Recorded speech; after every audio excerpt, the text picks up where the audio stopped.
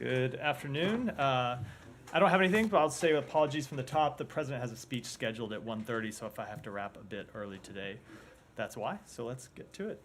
Sure. Yeah. I'd like to ask you about Transnistria.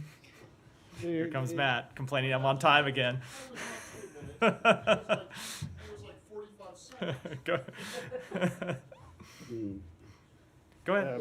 Good. Yeah, no. It's so the separatist authorities there are asking for Russia for protection, extra protection.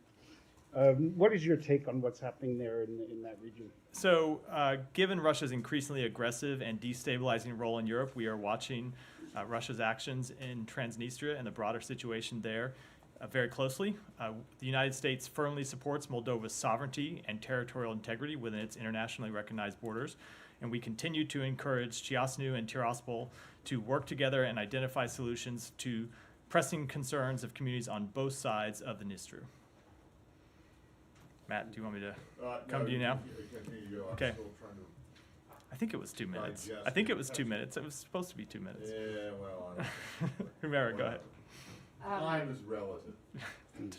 Time is a flat circle. I just want to ask a little bit about the settlements, Matt. So after Secretary's announcement last week, Israeli Finance Minister Smotrich doubled down on those plans, and he said, Israel will continue expanding the settlements in the occupied West Bank. I mean, first of all, do you have a response to that most recent announcement? So my only response is that we are going to continue to be very direct with the government of Israel, both privately and publicly, that we think that their settlement program is both an obstacle to peace and inconsistent with international law.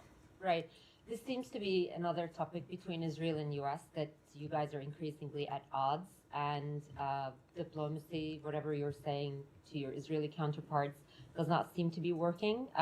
You're unable to convince them, and you're also pushing for a two-state solution. And so what are you going to do differently to get Israeli counterparts on board? How are you going to reconcile the expansion of the settlements with the two-state solution that you're pushing for?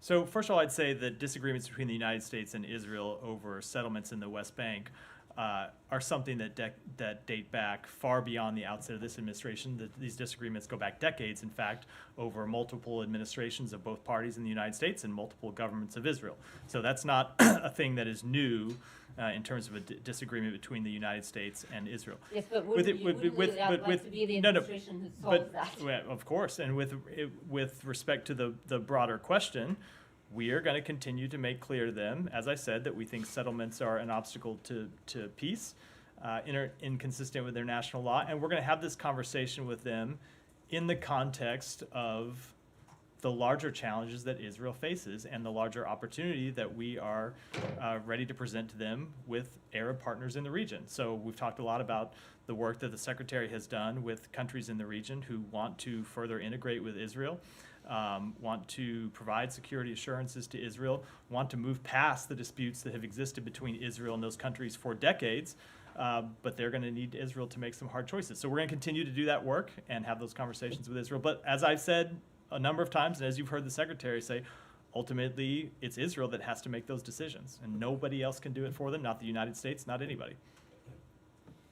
Thanks, Matt. Hamas is calling on Palestinians to march on AlAqsa Mosque on the first day of Ramadan. I was wondering if the State Department has any comment on this call. So I don't have any comment on the call for marches. I would just say, as it pertains to AlAqsa, we continue to urge Israel to facilitate access to the Temple Mount for peaceful worshipers during Ramadan, consistent with past practice. And that'll continue to be our position. Have you received any commitments from the Israeli government that they will allow access to the mosque? We have seen reports about, what's the right word? Plans that are under consideration. I don't know if they've made a final decision over that matter.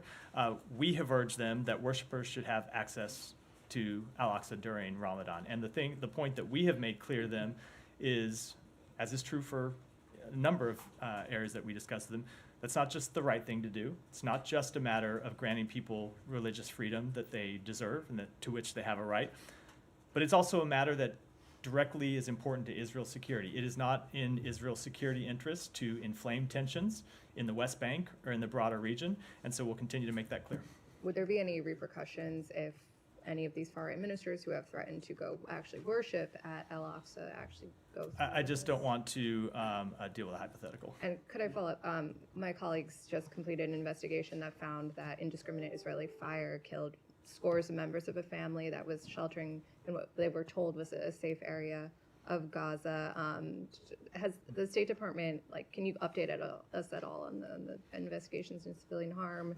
So I have not seen this particular report that CNN has done, so I'll need to look into that to be able to respond to the specifics. But broadly, we have engaged with the government of Israel over a host of civilian deaths and called for investigations, asked for more information. At times, they've been able to give us information about things that happened, either mistakes that the IDF made in its targeting. At times, they've been told us that matters are under investigation. That's the general way that we approach this, but I can't comment specifically on this report, And which you I won't haven't seen. speak to specific incidents, but can you give us an understanding of the universe of how many of these incidents you're looking into? No, there are a number of incidents that we looked into. As I've said, we are always collecting information and gathering information, but I can't speak to it beyond that. What about the investigations into the destruction of civilian infrastructure or apparently civilian infrastructure in Gaza? So sure. Specifically, did you ever get an answer to them about the university? So the most recent update I have, we pressed the government of Israel for information about that. They came back to us and said that particular facility was one that was used by Hamas to launch terrorist attacks. We asked for more information, said that we wanted to know more information about their decision-making on that process, and do not yet have a further answer. So you have They not- gave us an initial answer. We wanted to know more and have not gotten to, as far as I know, have not yet gotten a further answer. So, in other words, from the administration's perspective, this is still like a kind of, I don't want to say open case, but it's Open question where we are waiting for more information. Correct. Said, go ahead. Although, at that university, they had been there for a couple of months. So the university, even if it was used, it was neutral for at least 2 months under Israeli control and occupation when they blew it up. Let me just ask you on follow up on Humayra on the settlements. Now, there's going to be some staggering number, like 13,600 housing units east of Bethlehem, creeping into my village, more than likely. So, and you say we will continue to express our views and so on. But the Israelis are not listening. So what leverage are you willing to use to say, look, we asked this a number of times in this room, this issue. Will there ever be will we ever reach a point where you say, okay, you continue to do this, we're going to do this in return? So, Saeed, I think, again, sometimes, we've discussed this before, there is a mistaken belief that the United States is able to dictate to other countries' sovereign decisions. That Israel makes its sovereign decisions. We make clear where we disagree with them. And there have been times when we express our disagreements privately. There are times we express them publicly. And, of course, you have seen individuals in Israel take actions where we have felt the need to hold them accountable. So with respect to extremist violence in the West Bank, we have made very clear that when we didn't see the government of Israel taking action that we thought was sufficient, we were ready to hold people accountable, and we are ready to hold further individuals accountable if appropriate, and that'll continue to be the case. Other countries, they're all sovereign, of course, but, we don't give every country $4 billion a year at least in aid and so on. So we should have some leverage, and especially when it comes to settlement that you are committed, at least verbally, to have a Palestinian state on that land. I mean, once that land is made into settlement, there will be no land to erect the Palestinian state. Again, we provide security assistance to Israel because we support Israel's legitimate right to ensure that the attacks of October 7th never happen again, to ensure Israel's legitimate right to protect itself from a terrorist organization, Hezbollah, that exists to the north of Israel and continues to attack Israel and has said that that is committed to the destruction of Israel. So that is true. It is also true that there are things that the government of Israel does with which we disagree, and we express our disagreements. But that doesn't change our fundamental commitment to Israel's security. And so I know that's sometimes hard for people to understand, but we are committed to Israel's security, and that's why we take the actions to support their right to defend themselves consistent with humanitarian law. But that does not mean that we agree with everything that they do. My last one, although, we must admit that American aid to Israel predates October 7 by decades, So let me ask you about also the issue that Humayra raised on the, you're not seeing eye to eye, or the administration is not seeing eye to eye with Mr. Netanyahu. I mean, we say on timetables, on many other issues and so on. Now, the president has not retracted what he said last Monday about, we are looking at, hopefully, at a ceasefire possibly next Monday and so on. But Mr. Netanyahu seems to be in total disagreement with you guys. So I will not speak to the comments by the Prime Minister, but on the behalf of the United States, we continue to believe that an agreement is possible. We have made significant progress towards one, as you heard the President say, as you've heard me say, and we're going to continue to work towards it. Sorry, just on the sovereignty issue. Yeah. I know we had a tiny exchange about this yesterday, but when you say that the idea of your respect or U.S. respect for sovereignty does not extend to the Palestinians, right? We are committed to the They are not establishment. We are committed to the establishment do of an not- independent Palestinian state. They are not currently So they a have state. no sovereignty. We are trying to establish sovereignty for No, the no, Palestinians. but currently they And don't. we are right? trying to establish it for them. Okay, so can you think of any other, how does this compare to Taiwan, for example? I think this is the No, in unique- terms of your It is- belief in sovereignty. So you have a one China policy as it relates to China and Taiwan, which indicates that Taiwan is not sovereign, and yet you treat them as a sovereign entity, maybe not a state, but a sovereign entity.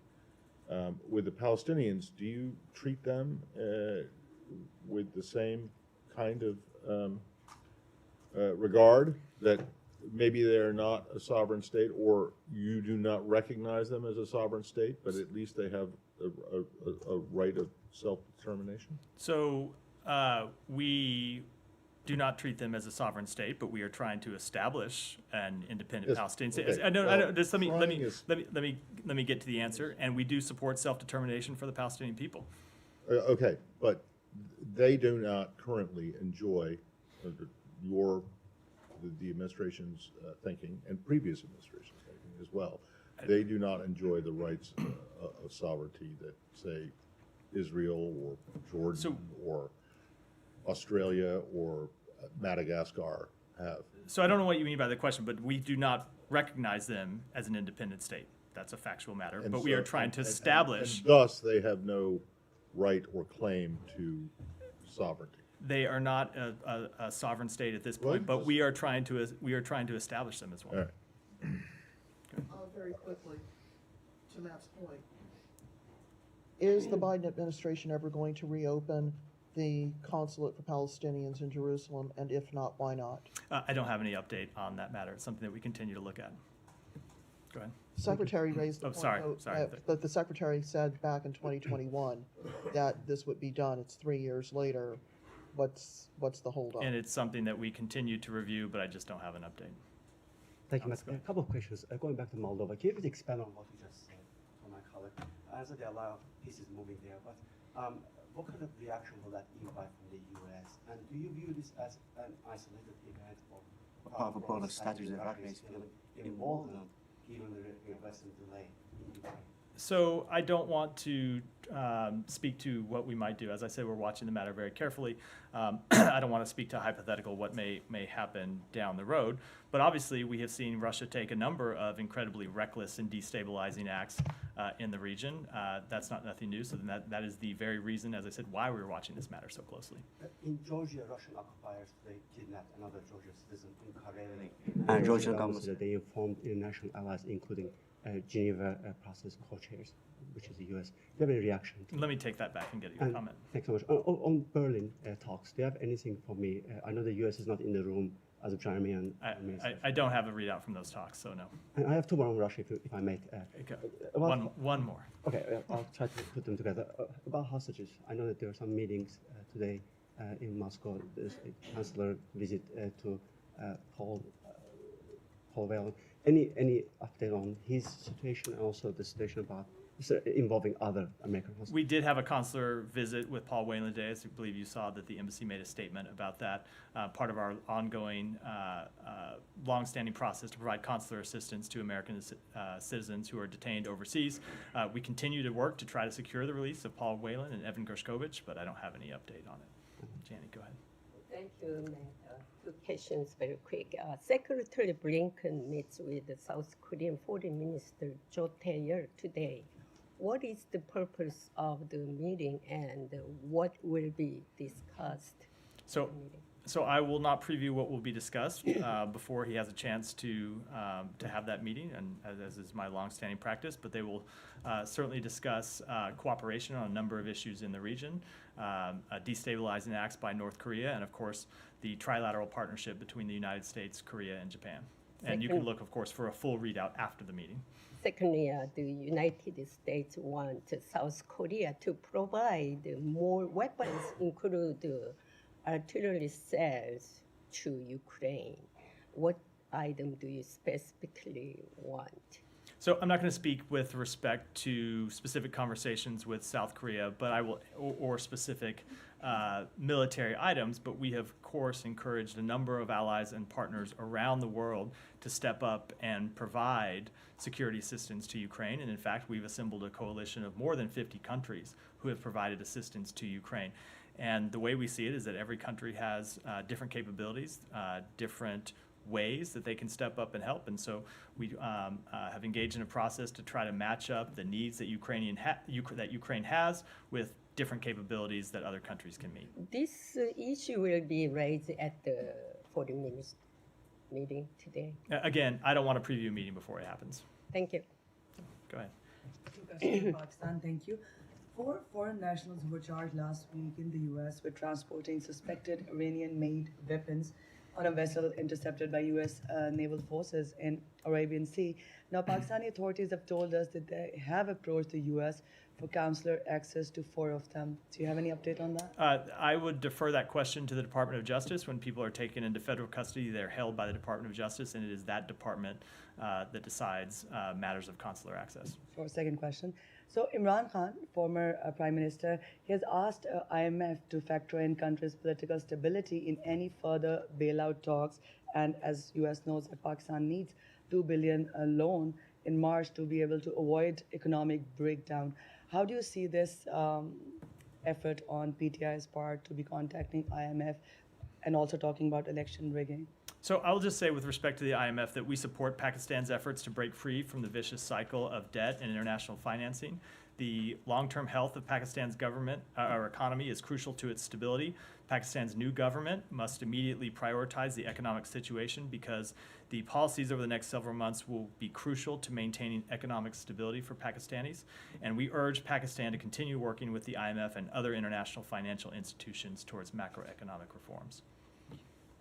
Yeah, go ahead. There's some reporting today about a codel from last week to Cuba about 10 Democratic members of the House. Did state facilitate any of that, or did you have any visibility on that codel? We did not facilitate any meetings that they held. This is what I think you call a no-del, the technical term. Go ahead. Really? So they had absolutely no contact with the embassy? That's not what I said. They may have a contact. That I'm not aware of. We did not facilitate any meetings they had with the Cuban government.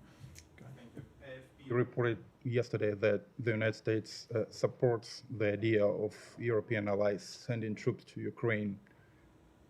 Can you confirm that? Does Washington support it? I think I spoke to this yesterday from this podium where I made clear that other countries will decide what they want to do, but on behalf of the United States, the president has been very clear that he is not going to put U.S. boots on the ground. And if you heard me yesterday, I referred to the comments by the NATO Secretary General that he has made very clear, been very clear, that there will be no NATO troops in Ukraine. Okay, and one more question.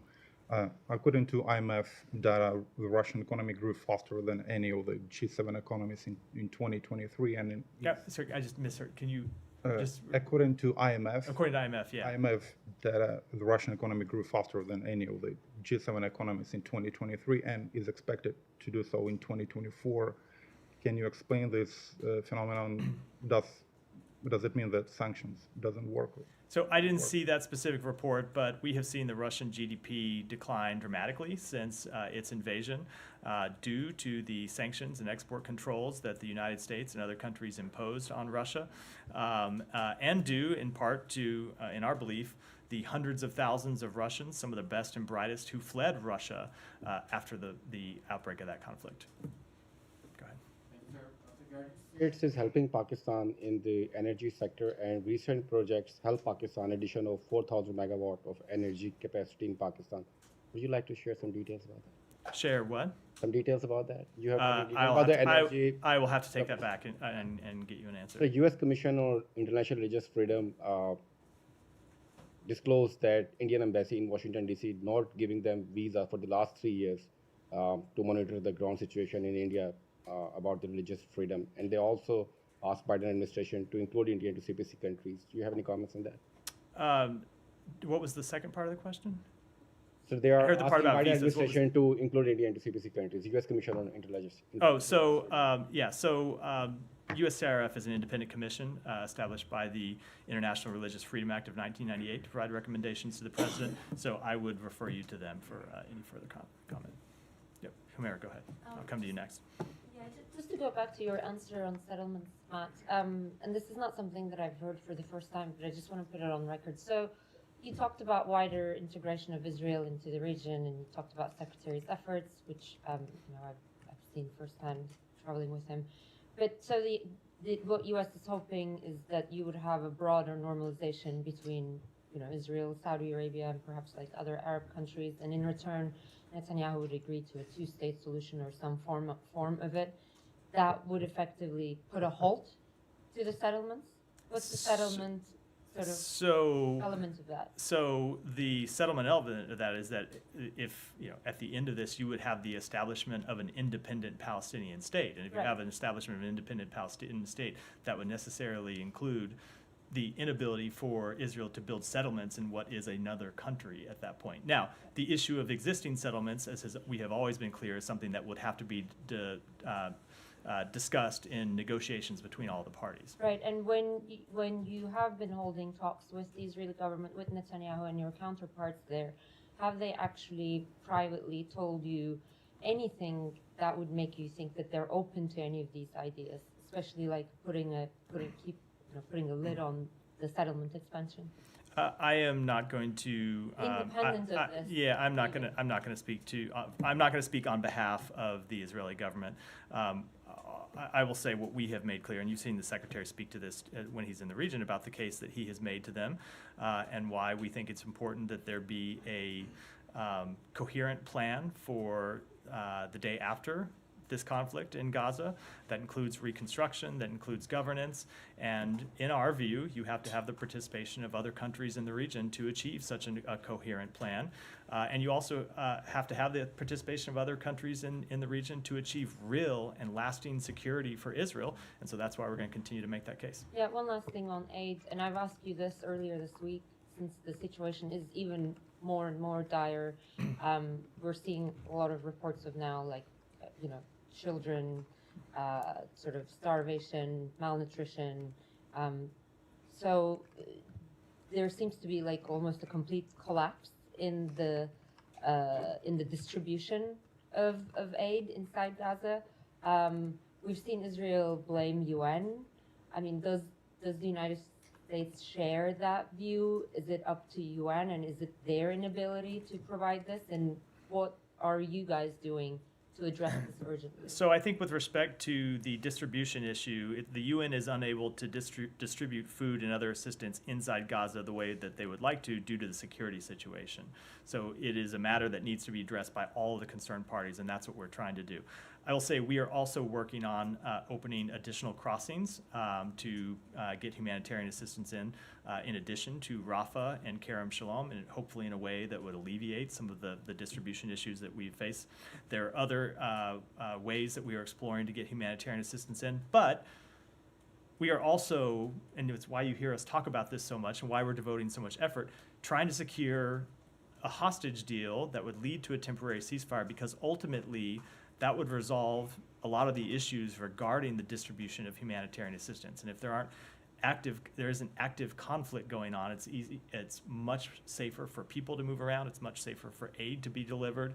And then because there's more aid coming in and more aid being delivered, the people on the ground aren't in such a desperate situation that you see looting of convoys and that sort of a security problem as we've seen in the last few weeks. Yeah, I understand the emphasis on the hostage talks, but we're talking about dates like March the 4th, and some people even call that like optimistic. We're talking about March the 10th, the start of Ramadan, but you know, what we're seeing inside Gaza right now is like much more urgent. Yeah, no, than that was what I was speaking to with the first part of my answer, is why we're trying to resolve the security situation that has led to trucks being unable to move freely. We're trying to get an additional crossing open. This is independent of a potential hostage deal, and we're exploring other ways to get humanitarian assistance in.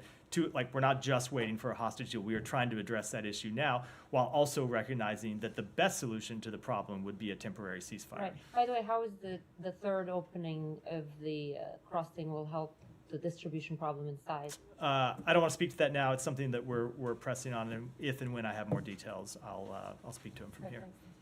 Yeah, go ahead. I told her I'd come to her next. I'll come to you after. Go ahead. Recently, an Austrian hostages was released by Taliban regime with Qatar mediation. As we know, there are some American hostages in the Taliban prison, including the Ryan Corbett. Is there any negotiation between United States and Taliban for releasing American hostages from the Taliban prison? U.S. officials have consistently pressed, including in meetings with Taliban representatives, for the immediate and unconditional release of Americans detained in Afghanistan, noting that these detentions are a significant obstacle to positive engagement. Stay on Afghanistan for Yeah. a second. Yesterday, I think it was Nick, asked you about Representative Paul's quote-unquote threat to the Secretary over these AAR notes. Well, HVAC majority staff is none too happy with the response yesterday. They say it was disingenuous and untrue, basically. Did you, I don't have a position on this because I don't really know. I don't think anyone other than you. But did the State Department tell HVAC majority staff on this call on January 12th that you no longer had custody of the after-action review interview notes and couldn't and wouldn't release them unless the White House and the NSC signed off? So I wasn't on that call, and I saw that they had put out a statement right before I walked out of the podium. I didn't get a chance to. That was what I was reading. I didn't get a chance to read it or look into it, so I'll have to get back to you on that. Well, there are several specific questions that they have about your response yesterday, and so I just. I'm happy to review the statement and either get back to you afterwards or speak to it from the podium tomorrow. Okay. Well, can you address them? But is it your understanding right now, the current situation is that the State Department no longer has custody or the ability under the Presidential Records Act or whatever executive privilege to provide those notes to the committee without either the White House or the NSC signing off on it? I'm just going to have to look into it and get back to you. I'm just not aware of the underlying details of the situation. Well, I can say the offer that we have made to them, which is to have the Deputy Secretary come and discuss this with them, still stands, obviously, to try to work through these issues. This is the Deputy Secretary, Rich Verma, yeah. Okay, and they say, though, that he said on this call that you guys wouldn't turn them over. And then when they said, this is what they say again. Yeah. And they say, well, then Chairman McCall might have to, elevate this to the Secretary's level. And the response was, well, that's his prerogative. Go ahead. Basically, go ahead. Again. And if that's correct, I don't know if that characterization is correct or not. But if it is, it just seems, I don't know. It just doesn't seem to be like saying, it doesn't seem to be indicative of an agency that wants to or thinks that it's important to cooperate on this. And I understand this has gone on for a long time. I was about to say, and I get all that, but They have a legitimate interest. So again, I can't speak to those specific details because I wasn't on the call, as I said, and I have not been able to look into the matters. But as I think you anticipated, I was going to say, we have turned over in this inquiry thousands of pages of documents. We've made available witnesses for transcribed interviews. We have cooperated in a good faith fashion, but as is always true, the executive branch has legitimate confidentiality rights and legitimate privileges that we also expect Congress to respect. And we try to reach an accommodation, and that's what our offer to have the Deputy Secretary come discuss with the committee was ultimately trying to pursue. But the notes that they want to see were not among the documents that were turned over, that you turned over. Well, again, in general, we do have legitimate confidentiality interests and legitimate privileges that we all. That's always the nature of this dispute. I will. And then try to get an answer to the best of your ability to the questions that they raised. Thank you. Go ahead in the back. Thank you. Two quick questions. There were some reports yesterday claiming that U.S. demands Israeli government to submit a written letter on using U.S. weapons in Gaza. I mean, giving some assurances it will abide by international law. Can you have anything on that? So I did see that report, and I think it is just describing the national security memorandum that the president issued in early February that outlines a procedure that is not specific to the state of Israel, but is specific to all countries that receive military assistance from the United States, that those countries provide us written assurances that recipients, number one, will use the weapons in accordance with with the law of war, and number two, will facilitate and not arbitrarily deny or restrict humanitarian assistance. So there is a process that we are engaged in with every country that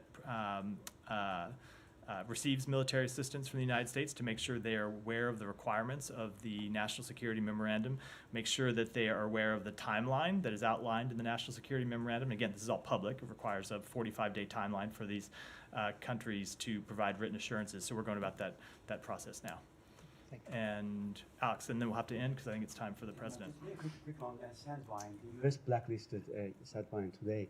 Do you please fill us in on what does that mean in practice in terms of holding repressive regimes accountable? According to Freedom House, Azerbaijan, Russia, the UAE, they have used that company to go after human rights defenders. To hold them accountable, will you take a further step rather than just denouncing them, unwanted? I do not have any further actions to preview from here. With that, thanks everyone. Sorry for the short briefing. Thank you.